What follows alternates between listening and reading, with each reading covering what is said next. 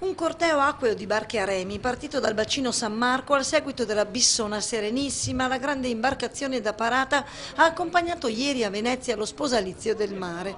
La cerimonia millenaria è stata celebrata in occasione della festa della Sensa, manifestazione tradizionale in cui si celebra l'ascensione di Cristo e che ogni anno ricorda il rapporto di Venezia con il mare.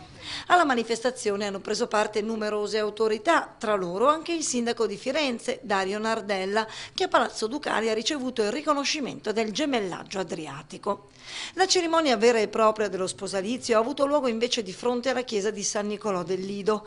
Qui il sindaco Luigi Brugnaro ha gettato in mare l'anello benedetto dal patriarca di Venezia, Monsignor Francesco Moraglia, recitando la formula Responsamus te mare insignum veri perpetuique domini, ovvero ti sposiamo mare in segno di vero e proprio perpetuo dominio.